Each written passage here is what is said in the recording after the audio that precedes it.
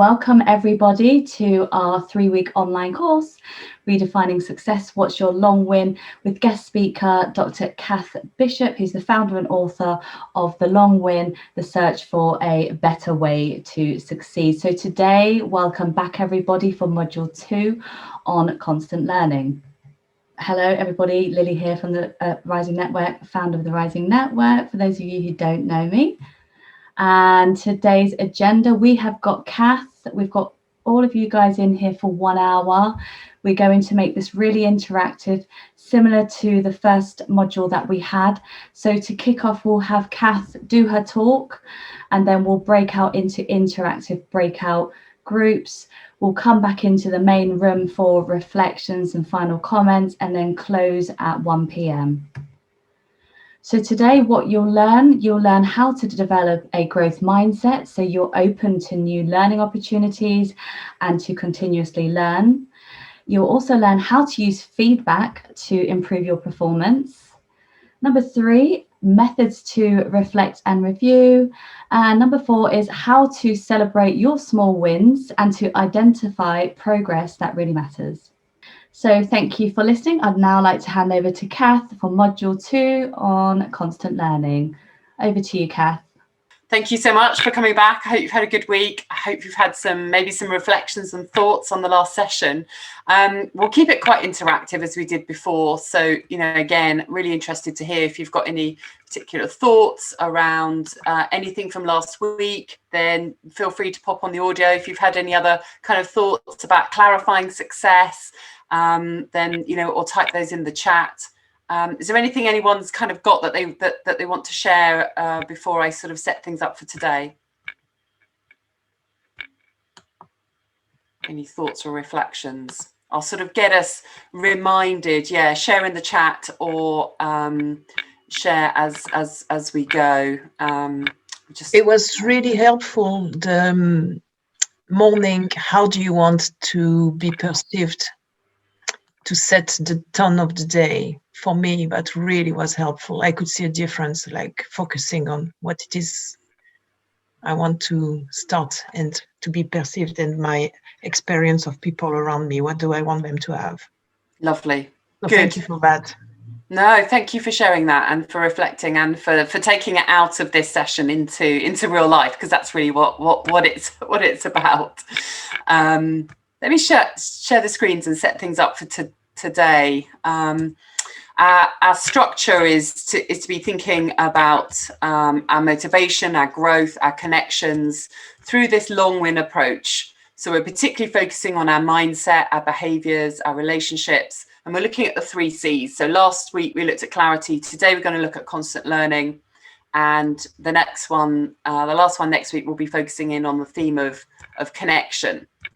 So the thoughts we had last week were very much about clarifying what matters to us, clarifying that bigger sense of purpose, how I want to make a difference. So first of all, understanding what matters to ourselves and creating that sort of success on our own terms, and then connecting that with the world outside us, very much determining success as the hows as much as the whats, and asking some of those questions like Catherine there beautifully shared. Lengthening the time scale for success, looking beyond our to-do list and our task list, and thinking about what's given meaning in your life in the past and what will in the future. So we're getting a deeper sense of what success looks like. It's not narrow, it's not short term, and it's not defined by others, it's defined by us. And a huge part of this kind of ongoing experience, if you like, to define success in a different way is how we learn, this theme of learning. And the first thing to enable us to learn, we need to have our mindset kind of open to what learning really means, what that is about. And so I actually wanted to kind of ask if any of you have come across this concept of a growth mindset before. And if you have, then can you share a definition or share where you've come across it before? What does the term growth mindset mean to you, if you've seen it or come across it anywhere?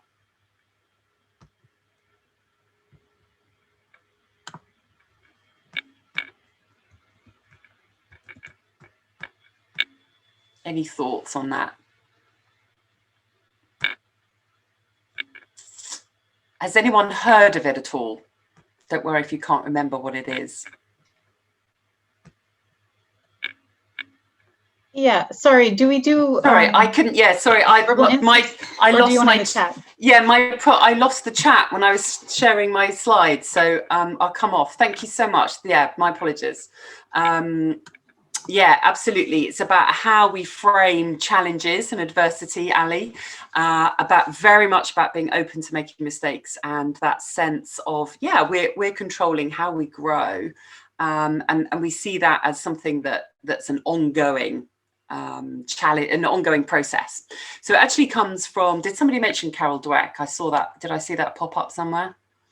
No, just in my own mind. Oh yeah, reading Dweck's book. Yeah, Zoe. Sorry, I'm just catching up. I missed some of those early ones. Brilliant. Yes, and Zoe's put it in the chat. So Carol Dweck is a US psychologist who turned the coin growth mindset, and she came across it or created it through her learning in education. So she was looking at, how do children learn best? Is it dependent on their IQ, their innate intelligence? Is it dependent on how good the teachers are? What's the most critical factor to children learning? And it actually, of course, applies to all of us throughout our lives. And she discovered it was this growth mindset, it was the attitude that children brought to their learning, and in particular to the challenges. So this is where we also get the emphasis on parenting being about praising effort and attitude rather than outcomes. She had two groups of children, gave them maths problems, and in one group, the easy ones, they were all praised for getting 10 out of 10, for doing really well. The other group, they were just praised for the effort they put in, for how they were tackling the maths problems. It didn't really matter whether they got them right or wrong. When she then gave really difficult challenges, maths questions to the two groups, she saw a really different response. The ones who'd been praised for getting 10 out of 10 didn't even want to try it because they were afraid they'd get it wrong. They'd spoil their record. They wouldn't get the next one right. The other group, who weren't fixated on right or wrong, who were just fixating on the growth, the learning, the how, the effort they were putting in, threw themselves into the question. So you can see how this plays out in adult life as well. Our fear of failure means that we often won't tackle things that would actually enable us to learn and to grow, regardless of whether the outcome is exactly as we want or not. And often the outcomes are beyond our control anyway. So it brings this focus back onto how we learn, whether we're really open to learning, whether we see feedback as something that's threatening, or whether we see it as an opportunity to learn. Often if we're in the opposite of a growth mindset is a fixed mindset. And if we're in a fixed mindset, then we see all of these kind of input opportunities to learn almost as somehow implying we're not good enough. And we want to prove ourselves. Now, life sets us up to prove ourselves. We have to prove ourselves in school exams. We have to prove ourselves to get into university. We have to prove ourselves in all of our sort of interviews that we go through to get jobs. And then we arrive in a job, we think, well, I've got to prove I know how to do this from day one, rather than actually being in an improver mindset where I'm learning all the time. I'm looking each day to get better and improve at what I do. And our reactions to people around us, our mindset, our behaviors and our relationships change depending on which mindset we're in. Now, I don't want to demonize a fixed mindset. We are a mixture of both of these things. Sometimes it's really important to have a fixed mindset. It helps us to get stuff done, helps us to run out of the way of a car that's about to run us over, because that's not a good chance to start assessing ideas for how we might move out of the road. So it's not a good, bad thing. And it's part of who we are. But what we want to be able to do is to make sure we don't spend too much time in a fixed mindset, and that we are in control and noticing it and able to shift ourselves and able to shift others around us. It's the key to learning. Lots of people go to all sorts of training programs and university courses, business school courses I teach on. They turn up, you'd think they have surely a growth mindset. I've asked to go on a course to learn. But actually often still blocking themselves in the way that they think. You know, if a lecturer comes up and gives them a talk on something that doesn't fit with their beliefs, then they immediately want to somehow denigrate that lecturer or say that can't be right, rather than being open to having their thinking challenged. So we do need to be quite proactive about opening our mind up. I wanted to have a bit of a discussion just to get a bit deeper into what the growth mindset looks like. What's the sort of language that I would hear if I hear a fixed mindset? If I'm in a meeting, what's the sort of language that I would hear? Let's use the chat for this. What do I hear if somebody has a fixed mindset? How would I know? Yeah, loving your definition there, Gail. Thanks for that.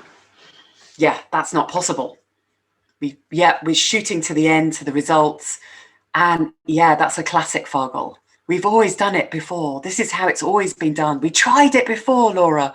It didn't work. It won't work. We can't do this. So we have that closing down of ideas, narrowing down in effect of the way that we think. So that means we're not any longer open to new solutions. We're not open to alternatives. We're stuck doing things the way we've always done them. And that's not great. In a narrow set of circumstances, that might be okay. But in most of our jobs now, there's an important element that's being creative, that's innovating, that's dealing with uncertainty. And that in itself requires us to be much more open to how we think. So what language do I hear if we have a growth mindset?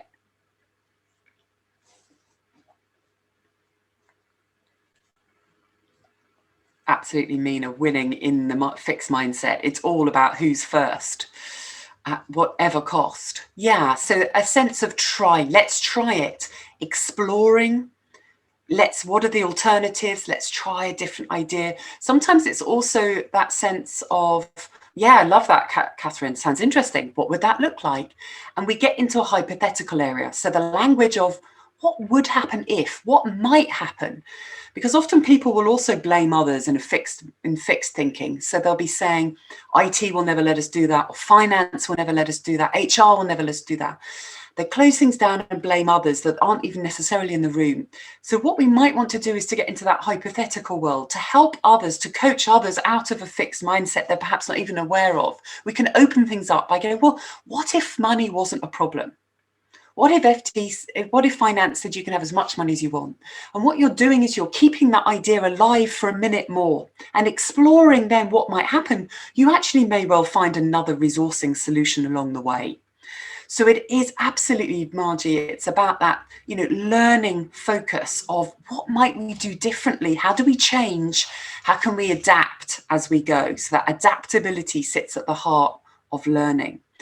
So it's really useful to sort of tap into our own language and become aware of what time of the day are we fixed, what time of the day are we learning. I notice sometimes when I'm juggling too many things and homeschooling questions, then I want to close things down as quickly as possible, and I start ending up having more of a fixed mindset.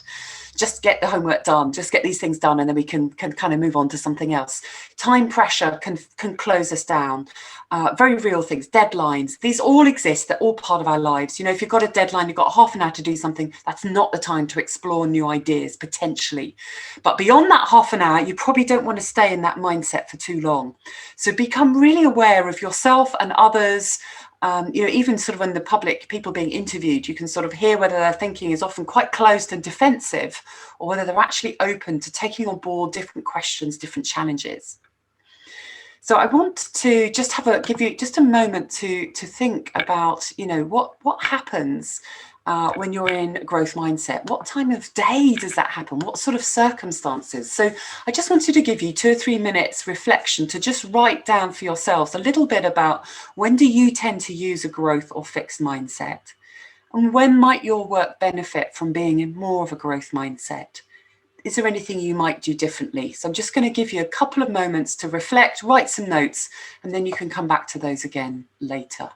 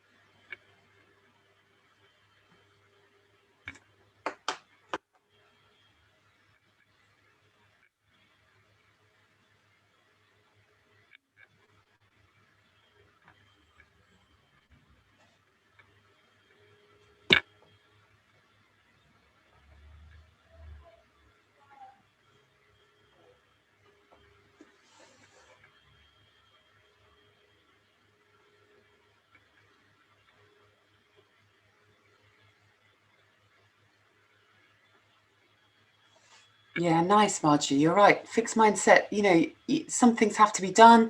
Tap into your instincts. That's absolutely right. You know, we can't be creative and looking for new ideas all the time. So it's about thinking what's most useful in which situations.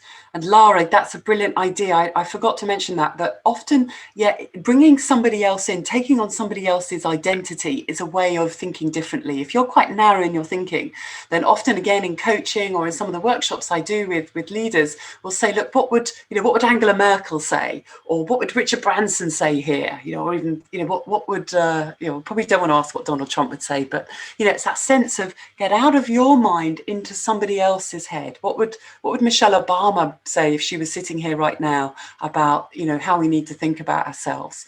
So, you know, again, using others, you know, stepping out into someone else's mind is a lovely way of also having a growth mindset.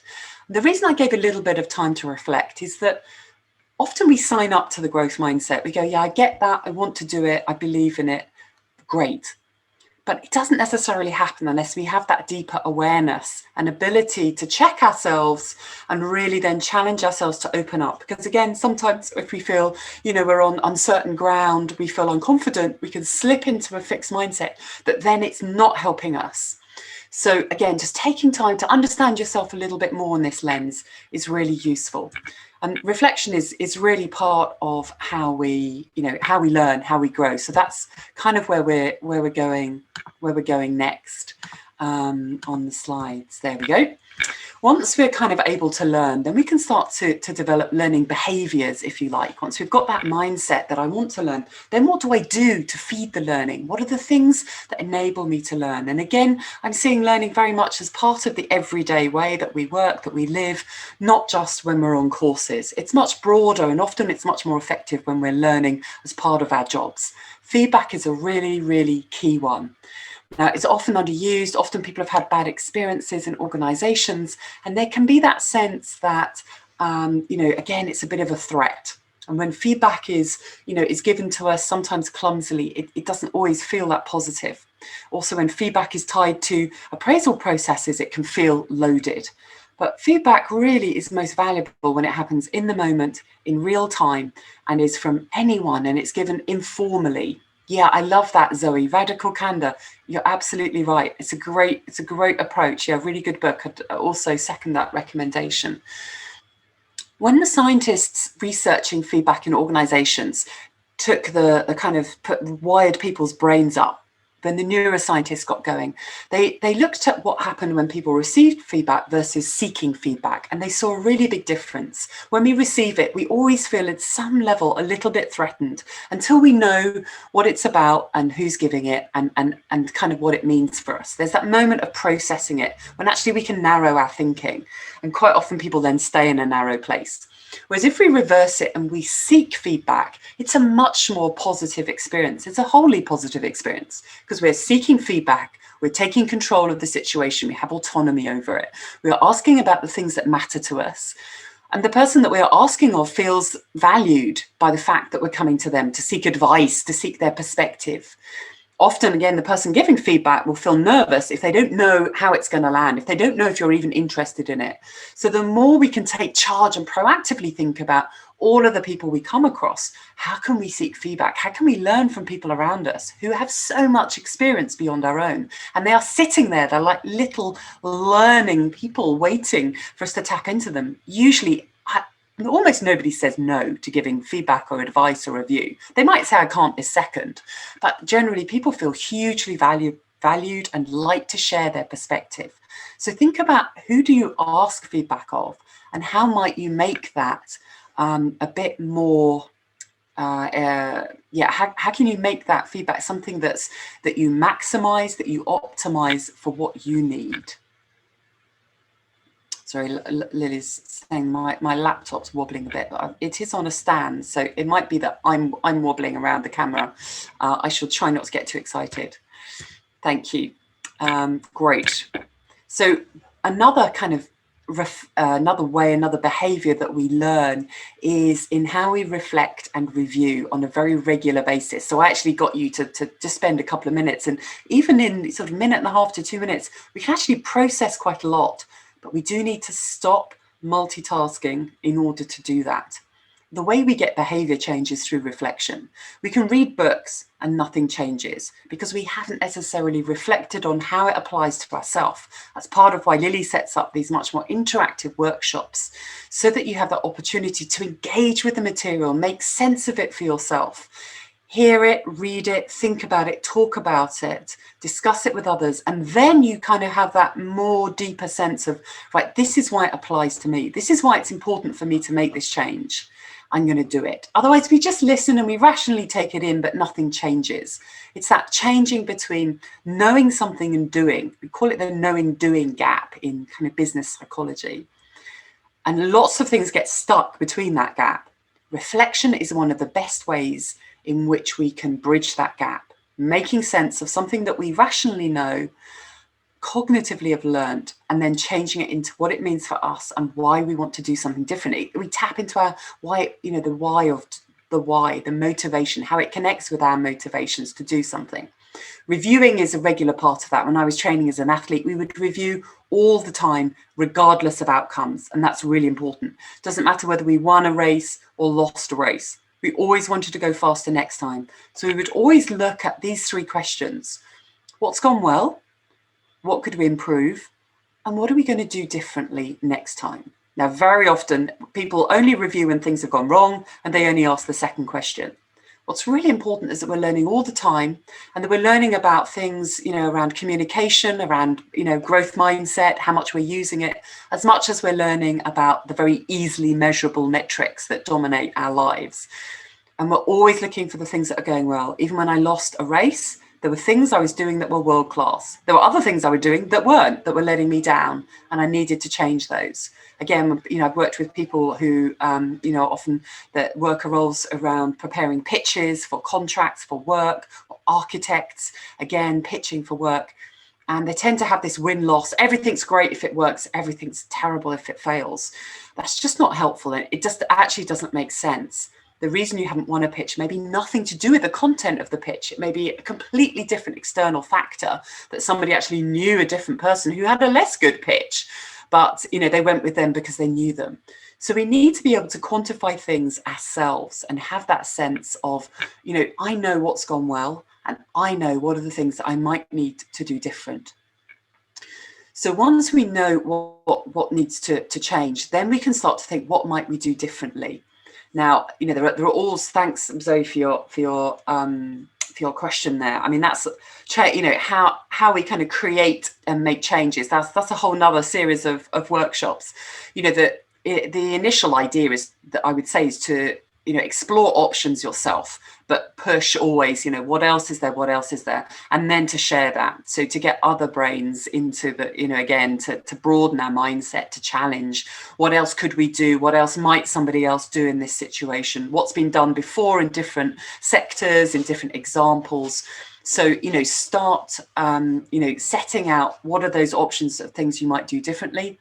And then how do you make the steps? We need to have really small steps. We need to know what I'm going to do differently tomorrow. I need to know some sense of the progress I might want to make in the short term, but I also need to know the longer term purpose. And again, often people hone in on only one of those levels. We want to have all of them so we can connect what I do tomorrow to where I want to get to shorter, medium term and longer term.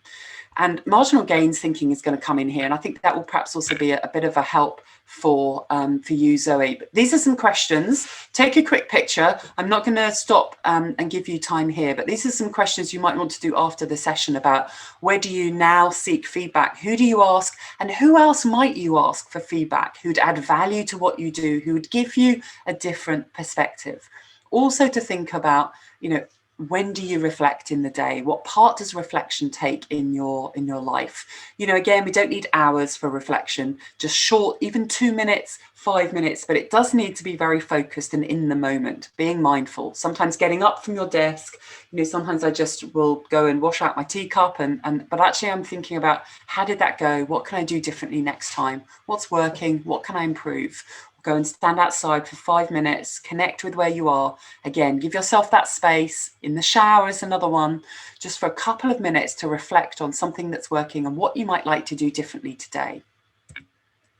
I want to go on to sort of the last piece of learning techniques or learning behaviours, marginal gains, which is something that was used in the sports world to great effect to enable sports not just to improve, but to share what they improved and to get ideas from across the sporting world of how to do it. So it wasn't just the leaders who've got the best ways to improve. And that's, of course, the same in all of our worlds now. It's often associated with Dave Brailsford and cycling. In fact, it was used across the Olympic team in lots of different sports. This sense of, you know, we can improve things by 1%. And if that happens across a team, across an organization, then actually we see an extraordinary leap in performance. It's a mentality of approaching things. Now, I've got, yes, you're right, Ali. James Clear uses this in his Atomic Habits book. Yeah, I love that as well. So I've got a bit of a test for you, a bit of a quiz. Feel free to come on the audio for this. I've got 3 pictures of things that athletes did differently in preparing to win Olympic medals. And none of them are about working harder. So if we look at the top picture first, what can we see?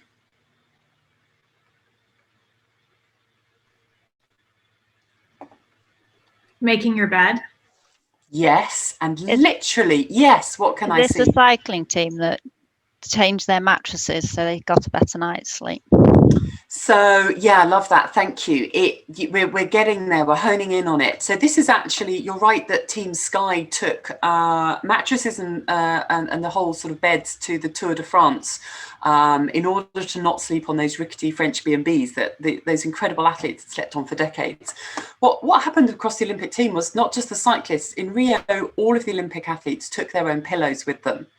And why did they do this? You're absolutely right. Sleep, really vital to recovery, to being at your best. It's important for performance. Do you know what? It's also, oh, sorry, I didn't mean to, do down the French B&Bs, but you know what I mean. Any B&Bs would have some rickety beds in them that might not be optimized for athletes. You're quite right, Catherine. I take that back. Yes, so familiarity is another aspect that we have from having our own pillow in a place that's hugely intimidating, hugely scary. So it means that there's a hygiene benefit, there's a sleep, there's a performance benefit, there's a sort of physiological benefit, there's an ergonomic benefit that we won't wake up with a crick neck on the morning that we're about to try and beat the rest of the world. Yeah, a connection to home, lovely, you've got it. All of these benefits from doing something that costs nothing, weighs nothing, is easy to do. What's most powerful here is it's that mindset of looking at your environment through different eyes, because athletes could have done this before 2016 or before, you know, the last kind of 10 years, but no, none did. It's a different mentality that we get from thinking and looking afresh at what else could I do that would improve my performance. And this isn't about working harder and longer and more, which is what we often get trapped into thinking. Lovely. Great answers. Thanks for all that. Let's look at picture of the bottom left. What are we looking at here?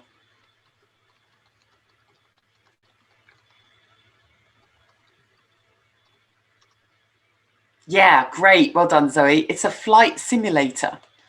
So, and again, you know, with all of these, I'm just, you know, no idea is a bad idea. It's all about that sense of what else is possible. What do we learn if we're in a flight simulator? Again, feel free to come on the audio or the chat. Either is fine. What do we learn? What are they practicing, those pilots?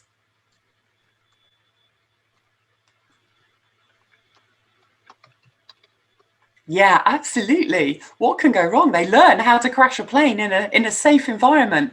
What would lead to a plane crashing, and how can we avoid that?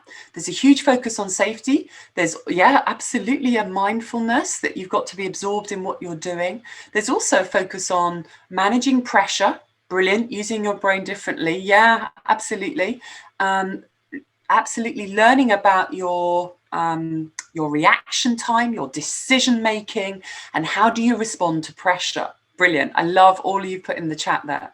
They actually took some Olympic coaches and took them to the RAF to speak to pilots, to have a go in a flight simulator, to learn about themselves under pressure in a different high pressure environment than they were used to. and to get that sense of how do pilots learn. So again, it's getting out of your own world and thinking about how can I learn from a different world about being at my best, decision making under pressure, understanding how I react, just learning about how I react to pressure. Now, the one on the bottom right now is familiar to us all.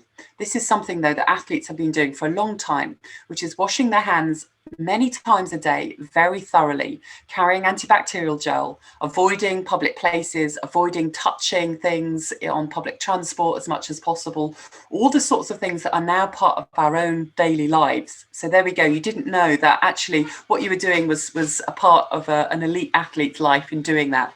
And I can remember we had surgeons come and talk to us about the importance of washing your hands very thoroughly to minimize infection, which as an athlete you want to avoid at all costs, whether you're competing or in a training phase. So small differences that you do very religiously. You don't just wash your hands when you've got time. We wash our hands all the time now because we know how important it is. And this marginal gains can offer a kind of step-by-step approach, coming back to your question earlier around how do we put change into practice? I need to know what the next step is. I need to know the small steps as well as where I want to get to in the medium term and the longer term. And it's setting out that path, but reviewing as you go, because there's no right way and wrong way. We need to be learning all the time as we go. So my question to you for now to reflect on and to take away after this is, what are your 1%ers? What are the things that you can do that will help you to keep learning, keep improving in small ways? So we're not talking about, changing everything at once, and we can't do 50 1%ers. We have to do 2 or 3 at a time and then review how they're going, and then perhaps move on to another 2 and 3. And we keep these 1%ers in a really broad frame. So it can be about my mindset. My 1%er might be bringing my growth mindset to certain aspects of my work more often, or even first of all, noticing whether I'm in a growth mindset or a fixed mindset place during the day, and then reflecting on that, writing that down, spotting where there might be some patterns coming.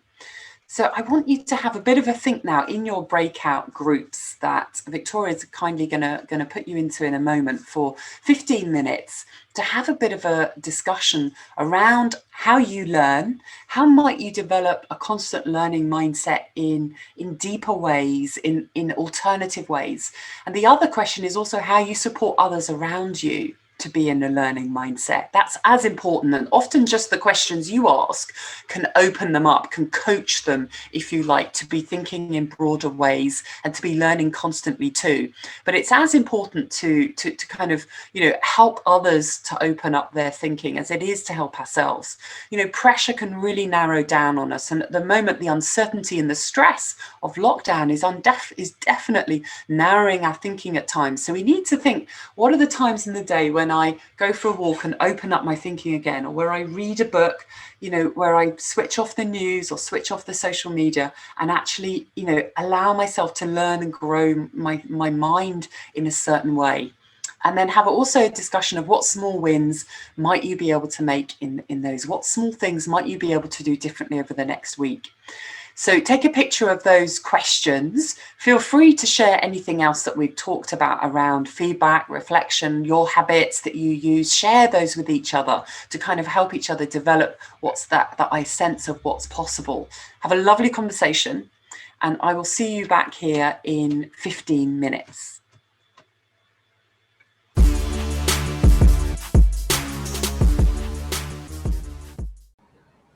Hi, thanks everyone. So I really enjoyed the conversation in my room. I dipped into a bit of, and we got into that thorny topic of line management, which of course is a classic area where I think we see too much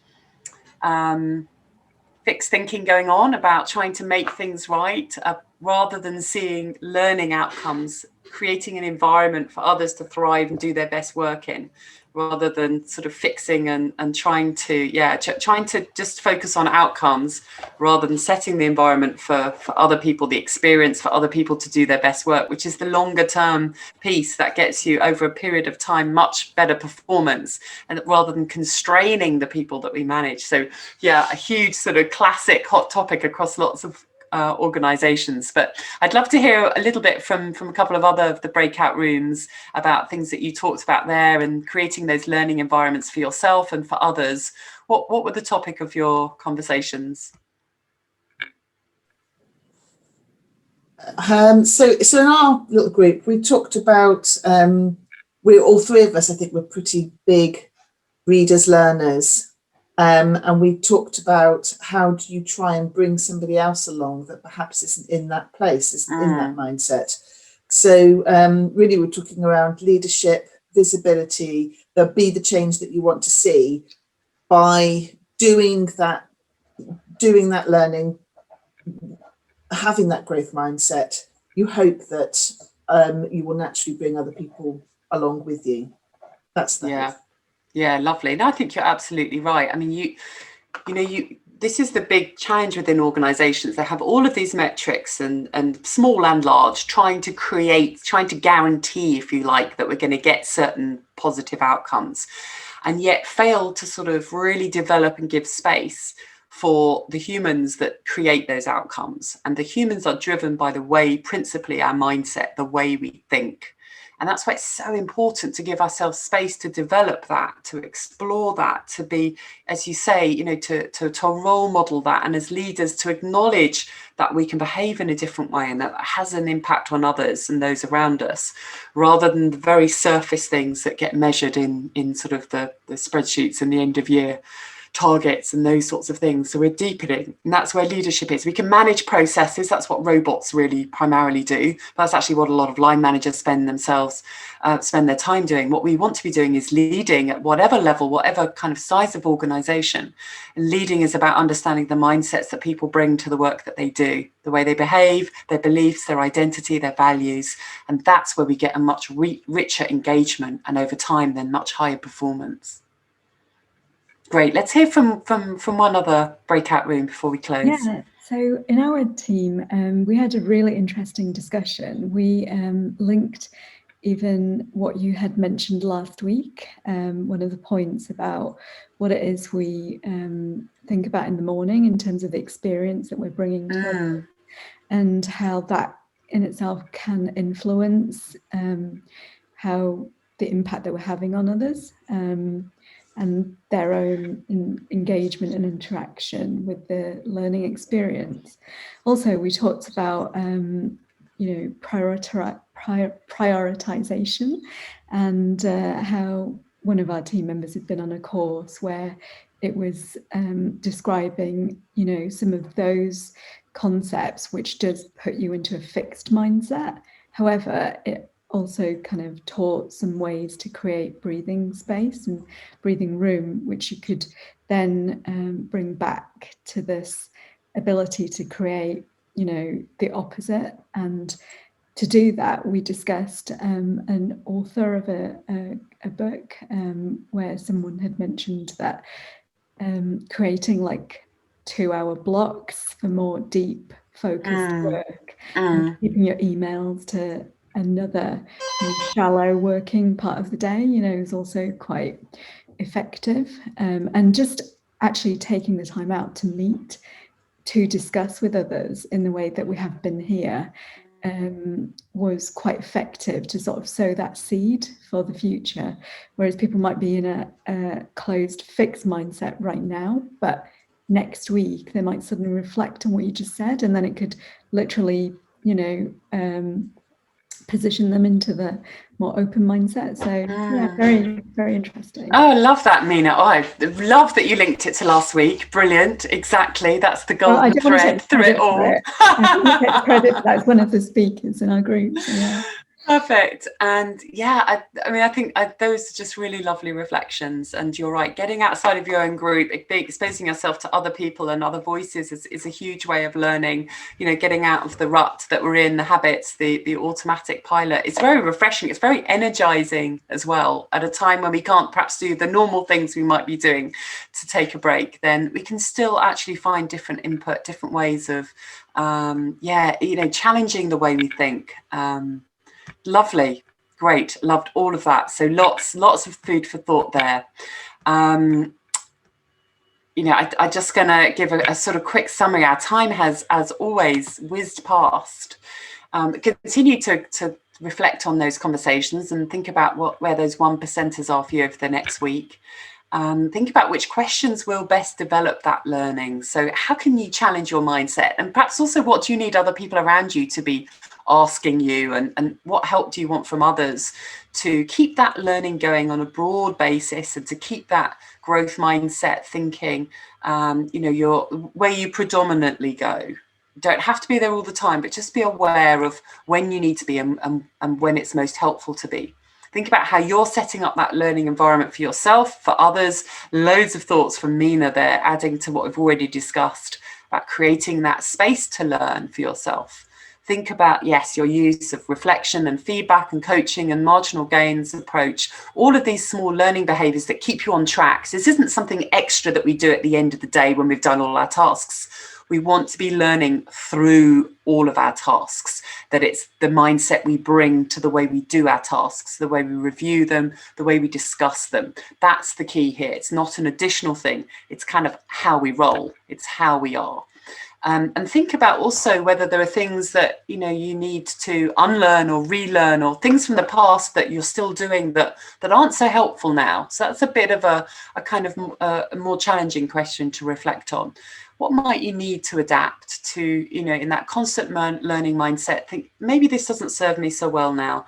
Maybe I'm in a different situation, or I've got some different insights, and actually I need to then adapt how I'm thinking and how I'm behaving as a result of that. As always, the time has absolutely flown, and I'm delighted though we have one more session together next week. So I look forward to seeing you next Tuesday. Wonderful. Thank you so much, Kath, for yet another thought-provoking session.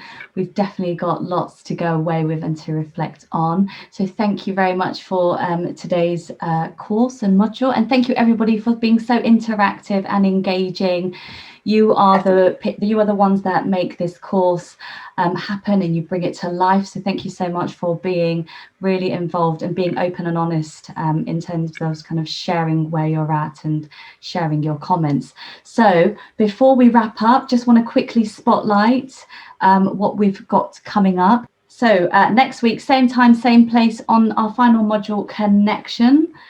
Want to spotlight a few upcoming events. We have some mentoring circles coming up. These are open and free for you to attend, even if you're a non-member. So do sign up. We've got Building a Personal Brand on the 9th of February. And then we've got one that's really relevant to right now, how to juggle work and family during COVID, and that's on the 10th. Then I want to spotlight our International Women's Day Rising Festival, which is a 5-day virtual event taking place from the 6th to the 10th of March. Kath is going to be there. Kath's going to be one of our mentors.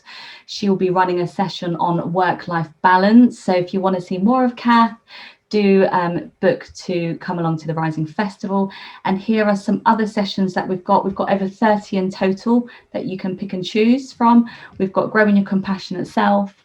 We'll be having open discussions all throughout the festival. One of them includes Owning It. So this is about owning it and looking at leadership and how to unleash your inner leader, but in a way that really resonates with you and that's authentic.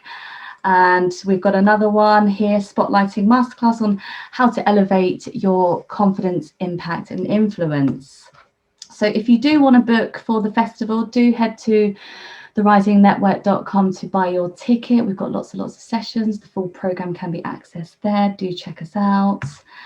And final note, again, thank you all for coming along, taking the time out to attend today's session. We'll see you next week. And have a great week until then. Thank you very much, everybody.